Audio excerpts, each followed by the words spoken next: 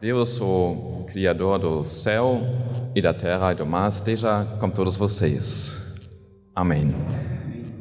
Queridas irmãs e queridos irmãos aqui da Comunidade de Santos, agradeço muito a Deus de poder estar aqui com vocês mais uma vez, porque eu já vim aqui, tem uns aninhos, mais ou menos uns 15 anos atrás, eu vim aqui como pastor vizinho. Então, eu vim como pastor da comunidade Ferraz de Vasconcelos, da Paróquia Leste de São Paulo. A gente fez uma excursão com nossa comunidade para cá e participamos do culto e de uma festa que tinha aqui. Não lembro mais exatamente a data, mas faz mais ou menos 15 anos. E não sei, vocês conhecem talvez esse antigo ditado que nenhuma pessoa mergulha 2 vezes no mesmo rio. E é uma coisa que, quando se volta para um lugar, depois de um tempo, tem algo assim que tem essa nostalgia, tem coisas que você lembra. Até os hinos, alguns assim conheço daquelas épocas quando fui pastor lá em Ferraz de Vasconcelos. Também muita coisa aprendi assim trabalhando na ISLB, na paróquia de Ferraz, e depois também estava um tempo em Guarapuava, no Paraná. E tem já uma história mais longa como o Brasil. Vou não contar toda a história da minha vida, não se preocupe, mas só bem pouquinho assim para entender assim como cheguei assim a trabalhar no Brasil e agora também com a missão Os Marinheiros. Então, eu sou de Hamburgo, na Alemanha mesmo, estudei teologia e depois de estudar teologia, de me formar, eu fiz um trabalho de voluntário teológico no CEBI, que é o Centro Ecumênico de Estudos Bíblicos. Fiquei 2 semanas em São Leopoldo como introdução e depois eu fui para Salvador da Bahia. E lá morei numa paróquia católica, porque o CEBI é ecumênico, mas lá na Bahia as pessoas que participam desse CEBI são quase todas católicas. Então fiquei lá em Pau da Lima, na periferia, numa paróquia, e viajei pelo interior da Bahia. E numa dessas viagens eu fui para Barreiras, no oeste da Bahia, fica mais perto de Brasília que de Salvador, e lá encontrei muita gente legal, assim, comunidades engajadas e tudo, e também encontrei a Maria Aparecida, que trabalhava lá na diocese católica. E a gente se conheceu e ela foi comigo para a Alemanha. Então, trabalhamos anos na Alemanha, nossas filhas nasceram lá, e depois perguntaram, você já estava no Brasil, não quer trabalhar por uns anos assim como pastor em intercâmbio? Eu disse que sim, fiquei esperando para onde a gente ia, a gente não sabia, finalmente a gente chegamos em, acho que junho, julho de 2004 em Ferraz de Vasconcelos, na Paróquia Leste. E depois ainda assim, ficamos uns anos lá e depois ainda um ano em Guarapuava, no Paraná, depois voltamos para a Alemanha. E em 2013 eu virei, assim, antes fui pastor de paróquia, virei pastor dos marinheiros da Igreja do Norte da Alemanha, que é a região de Hamburgo, Schleswig-Holstein e Mecklenburg-Vorpommern. São 3 estados no norte da Alemanha, onde tem muito litoral. Por isso, a maioria das missões aos marinheiros ficam naquela região do norte. Se vocês conhecem um pouco a geografia da Alemanha, no sul tem montanhas e no norte tem o mar, por isso tem mais missões aos marinheiros lá no norte. E neste ano assumi o cargo de secretário-geral da Deutsche Seemannsmission. Então, antes eu estava mais trabalhando naquela região, um pastor regional para os marinheiros. Agora estou trabalhando com a organização internacional da Deutsche Seemannsmission. Então, sou responsável também pelo trabalho aqui em Santos, mas também no Panamá e na África do Sul e muitos outros países. Em 14 países tem trabalho da Deutsche Seemannsmission. Então é um trabalho bem global. Nós somos uma ONG da Igreja Evangélica da Alemanha, mas que trabalha a nível internacional. Então, voltando assim para essa viagem no tempo, assim, quando vim primeira vez ao CEBI e trabalhei lá em Salvador, isso já para mim foi uma grande descoberta. Eu descobri uma coisa assim que teoricamente, assim, estudando a Bíblia, gente, aqui não tem nenhuma Bíblia, aqui no altar, ali tem uma. Então, quando a gente pega a Bíblia, a gente sabe que tem muita riqueza lá dentro da Bíblia. E a gente estuda isso na faculdade, mas eu tinha estudado muitos anos na faculdade, mas tinha muita coisa lá dentro que descobri só quando eu fiz esse trabalho do CEBI, viajei pelo interior da Bahia, foi para lugares bem distantes.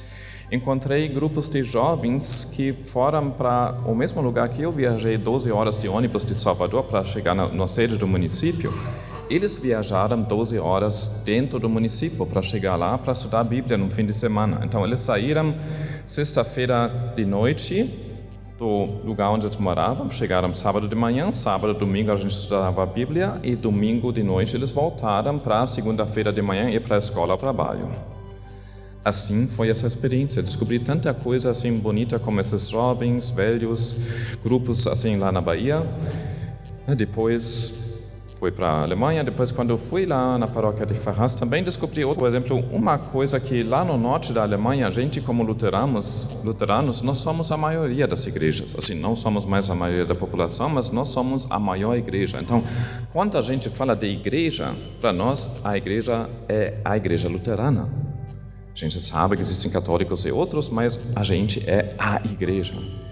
Isso aqui em Ferraz já foi um pouquinho diferente, né? Assim, e naquela época aprendi assim dessa vida de comunidade luterana aqui no Brasil, especialmente nas áreas como aqui na região de São Paulo, né? Que a gente é feliz de encontrar mais alguém da nossa comunidade e às vezes a gente se sente tão pequeno assim no meio dos outros, mas também a gente reflete mais sobre a nossa identidade luterana, que quer dizer ser luterano, assim. Então isso foi que descobri em Ferraz de Vasconcelos e também vindo para cá, mas eu vim realmente também como uma outra pessoa, assim, com essa visão de pastor vizinho de uma comunidade também que não é daquelas grandes luteranas, mas uma pequena lá em Ferraz, chegando aqui em Santos, numa festa, sendo assim tudo alegre, mas também sentindo um pouco as dificuldades de cidades pequenas que têm que lutar para ter recursos, para ter gente, tudo. Eu vim de perto de Ferraz, agora vim de mais longe, lá de Hamburgo, mas também, dessa vez, eu vim de perto, porque eu vim da missão aos marinheiros, que é aqui também.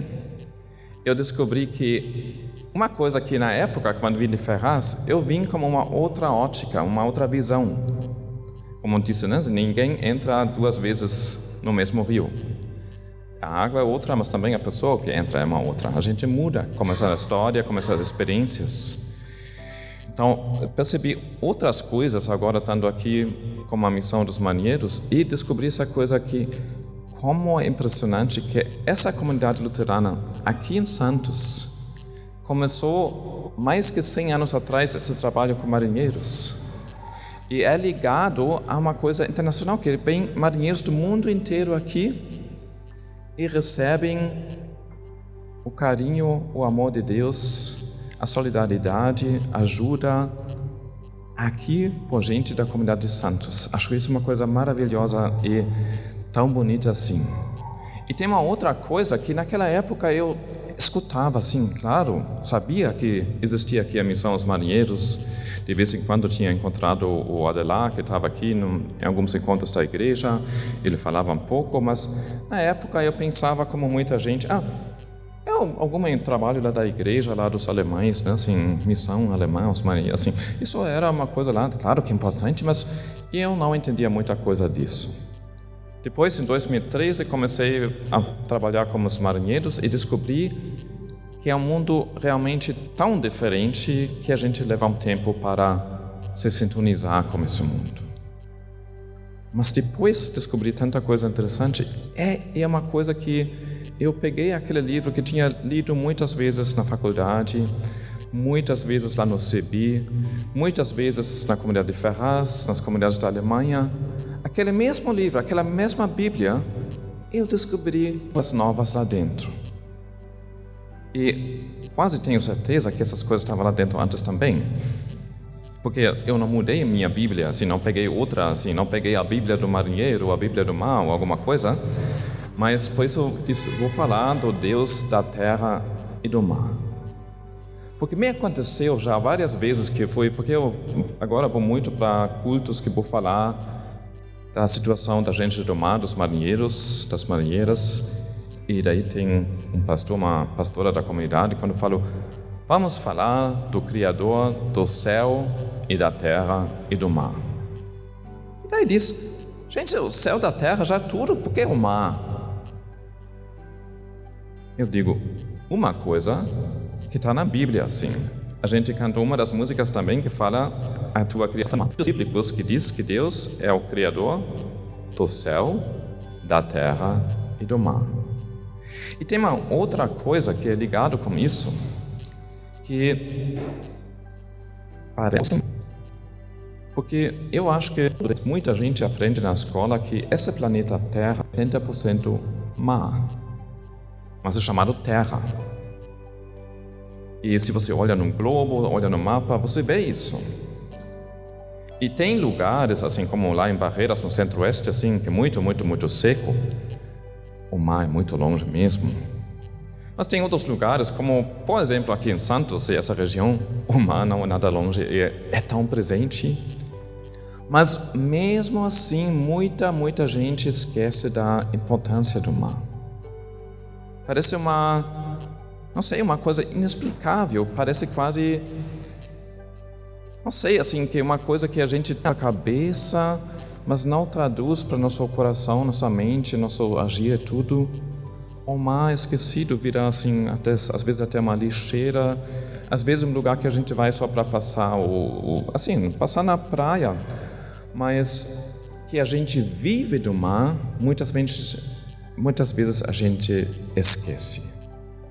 Tinha até gente dizendo que a gente tem uma cegueira marítima, que o ser humano parece que está na frente do mar, mas não enxerga o mar. E isso acontece também com a Bíblia, que lá dentro está falando da Bíblia, da criação também do mar, mas os teólogos, as comunidades, muitas vezes esquecem disso. Então, isso eu queria primeiro falar que eu também acho, para mim isso também foi normal achar, essa coisa lá dos marinheiros, essa coisa do mar, assim, é alguma coisa lá, mas o que tem a ver comigo? Se a gente pensa um pouco mais, a gente descobre que a gente tem muito a ver com o mar. E isso também tem uma coisa a ver com o nosso ser cristão. Porque não sei se vocês não, eu tenho certeza que vocês lembram, né? Aquele trecho que é o mandamento. E daí ele fala uma parte assim, que é amar a Deus, e depois ame o seu próximo como você ama a si mesmo. E isso, para mim, não só para mim, mas acho que obviamente assim, é Jesus que está dizendo isso, que isso é realmente ser cristão. Amar ao próximo como a si mesmo.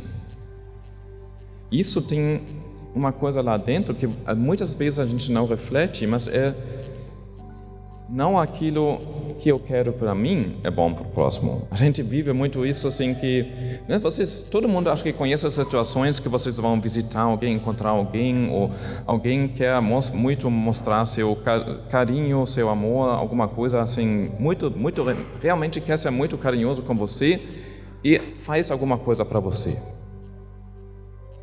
Te dá um cafezinho bem docinho. Eu detesto café doce, mas foi com muito carinho. Isso é coisa simples, mas tem outras coisas, né, assim, né?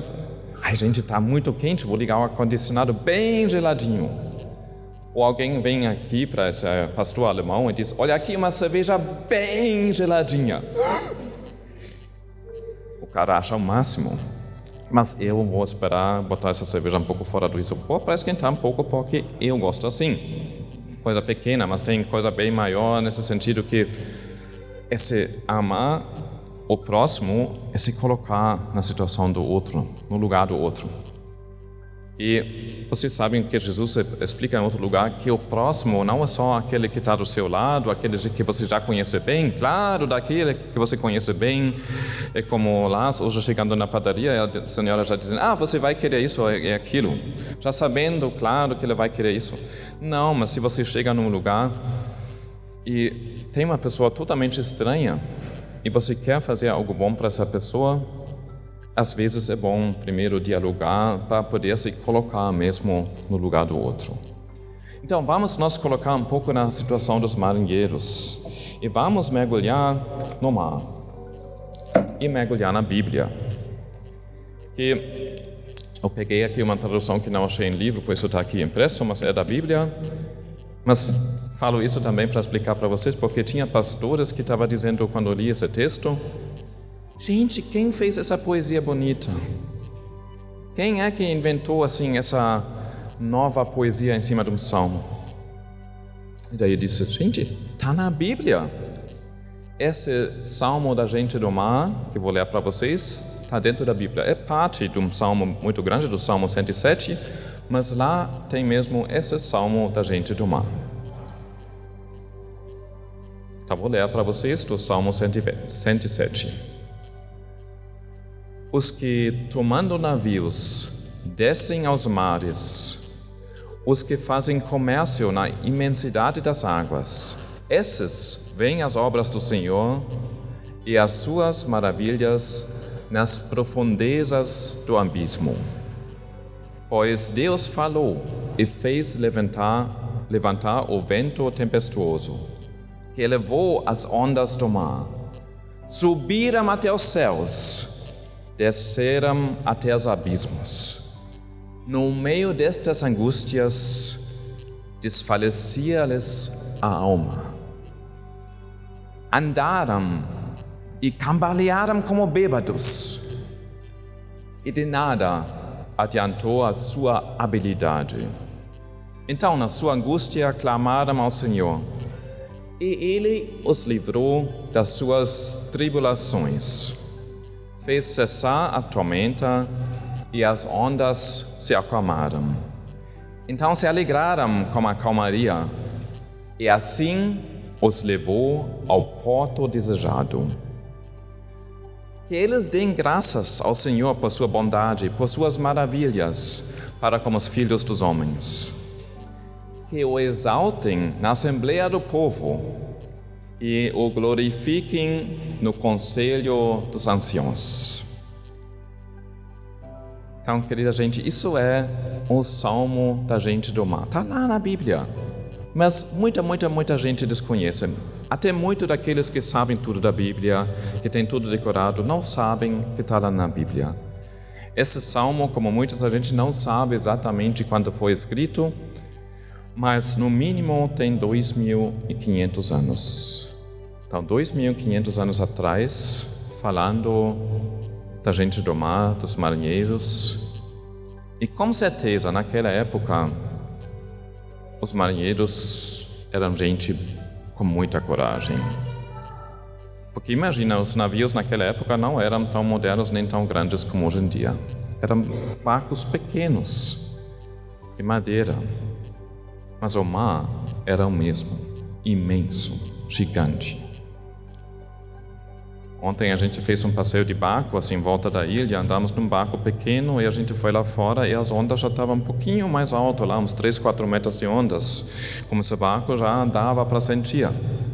Mas foram ondas pequenas, imagina essa coisa assim que está aqui, né, que foram até os céus e desceram no abismo. Isso é a sensação quando você está num navio, no alto mar, numa tempestade.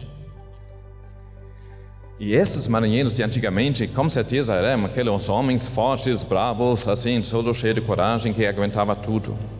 Mas o Salmo fala, até para eles, foi assim que causava tanta angústia que desfalecia-lhes a alma. No texto hebraico diz que a alma deles, ou a coragem, derreteu. Acho que essa imagem dá para entender, mesmo que a gente não usa assim, mas que a coragem derreteu de tanto desespero. Desses homens fortes, não foram nada de gente que não tem coragem, de aventura. Não, homens bem fortes, mas o mar, esse vento foi tão forte que assustava tanto eles. E isso está relatado dentro desse salmo. E também depois, assim, que eles cambalearam como bêbados. Assim, porque o navio estava, assim, eles não conseguiam mais andar direito, porque estava realmente jogando eles de um lado para outro. E de nada adiantou a sua habilidade. Eles, assim, né, fala de marinheiros, comandantes e todo mundo bem com experiência. Isso é uma coisa de 2.500 anos atrás, mas é a mesma coisa até hoje em dia. E é uma coisa que, não sei se vocês já encontraram algum marinheiro, conhecem alguém que foi, alguém dos velhos, assim, da família, de repente. Mas tem uma coisa que marinheiro até hoje tem essa imagem de si mesmo, e os outros têm essa imagem que são aqueles homens bem bravos, que nunca têm medo de nada, que são bem fortes, que não tem nada que pode tirar eles do sério. E isso é verdade, mas também não é. Isso é um problema para eles. Porque se você tem essa imagem de si mesmo, né, que você é super forte e assim um super homem e todo cheio de coragem, então, se você está morrendo de medo, você não vai falar para o seu colega não, né? Porque eu não vou admitir que estou com medo não, porque ele parece que está tudo bem, então eu também estou tudo bem. Na verdade, muitas vezes eles estão morrendo de medo, porque realmente o mar é perigosíssimo e todo o vento forte, toda a tempestade bem forte, até hoje, é perigosíssimo para qualquer navio, mesmo que sejam aqueles bem gigantes, super modernos. Porque o navio grande é muito alto, 50 metros de altura lá em cima. Se você está na ponte do comando e o navio fica assim, é uma força assim tão forte que você tem que segurar super firme para não ser jogado pelo navio. E muita gente se acidenta. É uma das profissões mais do mundo. E daí diz no final, né, assim, eles clamam ao Senhor e acalma, eles vão para o porto e daí diz que eles devem falar lá na Assembleia do Povo e glorificar no Conselho dos Anciãos. Então eles devem chegar na comunidade e dizer para os outros: gente, a gente foi salvo no mar, a gente estava morrendo de medo. Muita gente, os marinheiros não fazem isso, mas vem lá dizer: olha, nós fomos fortes e assim ninguém tinha medo, claro, não. Ah, você tinha um vento lá? Haha, isso é coisa de brincadeira. Eu já tinha um vento muito, muito mais forte. E a gente estava lá, todos bravos e fortes. Mas também, muitas vezes, quando os marinheiros chegam e vão contar de suas experiências, o povo lá, a terra, diz: ah, gente, o que você está falando ali? Isso é conto de marinheiro, história assim que vocês inventaram assim, para passar o tempo. Ondas de 20 metros de altura, isso não existe. Isso é besteira. Fique para lá. Esse tratamento não é que encoraja muito para falar da sua experiência, mas isso acontece com os marinheiros, porque eles vivem realmente num mundo que é tão diferente do nosso mundo, que eles têm tanta coisa que eles, às vezes, até querem contar para a família, para outros, mas o povo não acredita, ou não pode imaginar. Se eles falam de ondas assim, se o povo vê um navio desses grandes, como está chegando aqui no Porto de Santos, eles falam que o navio estava quase afundando na tempestade. Assim, o povo diz: gente, tudo bem com um barquinho aqui, mas com um navio desses você tem medo? Por quê? Esse navio tão grande, você estava com medo? Onda maior que esse navio, isso não existe. Que besteira é essa? Foi só no século XX, final do século XX, 1990 alguma coisa, que foi comprovado que ondas gigantes realmente existem. Antes todo mundo dizia assim: ah, isso é coisa de marinheiro que está falando. E tem outras coisas assim. E também quando eles falam das condições de trabalho que eles têm e da saudade de casa, também é muito difícil para alguém imaginar. Porque eles vivem 4, 6, 9, 10, 11 meses no navio. Isso é uma coisa que, se você tenta imaginar, talvez você consiga imaginar um pouco, mas na verdade a gente não pode imaginar isso. Porque se você trabalha longe de casa, mas na terra ainda é outra coisa, você consegue mais fácil se comunicar com uma família, você ainda pode passear um pouco. Eles estão lá dentro o tempo todo. E eles trabalham legalmente, é lei internacional, que eles podem trabalhar até 90 horas por semana. E não tem dia de descanso. Muitos não têm dia de descanso. Então eles ficam trabalhando 9 meses sem parar, 70 a 90 horas por semana. Talvez dá para imaginar que eles vivem bastante cansados e fatigados. E às vezes com isso também acontecem acidentes. Então, se a gente segue aquilo que Jesus falou, de amar ao próximo, e a gente se coloca no lugar do marinheiro, a gente pode imaginar algumas coisas que são importantes para eles. E tem uma outra coisa, que muitos pensam, esses marinheiros são gente lá de fora, passeando no mundo, eles têm dólar, então tem muito dinheiro, não tem problema nenhum. E o que me interessa é que tem a ver com eles. Eles estão lá no navio, eu estou aqui. Mas muitas das coisas que a gente usa todo dia, é os marinheiros que trazem. Mais que 80% do comércio mundial é transportado por eles. E, de repente, assim também alguém já ouviu que o Brasil também é um grande país exportador. Essas coisas as coisas que o Brasil exporta é tudo transportado pelos marinheiros, pela gente do mar. Eu falei isso lá para alguém lá em Barreiras, que é bem longe do mar, mas é a região assim do agronegócio. E disse, olha, o que vocês produzem aqui? O que vocês fazem com soja, trigo, tudo isso? Tudo bem, uma parte é aqui dentro do Brasil, mas a outra parte aqui é levado de caminhão. Mas depois, como você vai levar isso do Brasil para um outro país? Precisa do navio. Então a gente precisa dos navios, a gente precisa dos marinheiros. Eles estão trabalhando para nosso mundo funcionar e eles são totalmente esquecidos. Então é bom que tem aqui a missão Os Marinheiros em Santos, mais que 100 anos atrás, começado aqui com a comunidade de Santos. E é claro que não é todo mundo que pode ir lá nos navios e falar com os marinheiros. Cada um tem suas coisas que tem na cabeça e se a gente vai amar o próximo, a gente não pode cuidar de todo mundo. Isso é claro, a gente não pode enxergar os problemas de todo mundo. Mas uma coisa que aprendi como CB, como os estudos bíblicos, como grande teólogo luterano Milton Schwantes, é quando a gente pensa nos livros bíblicos, a gente sempre tem um nome lá, Amós, Moisés, mas na verdade muitas vezes foi uma comunidade que criou esse livro. E por isso tem tantas coisas que estão lá dentro, enxergadas, que às vezes, muitas vezes que a gente lê a Bíblia, a gente não enxerga tudo, porque a gente não tem essa capacidade, só Deus enxerga o mundo todo. Mas juntos, como comunidade, como igreja, podemos enxergar vários grupos. E por isso é muito bom que tem a missão Os Marinheiros aqui para cuidar dos marinheiros e que pode contar para vocês. E também que está unido com a missão Os Marinheiros na Alemanha e no mundo. É parte de uma rede internacional e, da Igreja Luterana, mas também ecumênica com outras, porque os marinheiros não ficam aqui, eles vão para outro canto e a gente pode falar para os outros qual é o problema. E isso também ajuda todos nós a abrir nossas mentes como cristãos para amar o nosso próximo desconhecido. Também aquele que mora do lado, também aquele que está aí.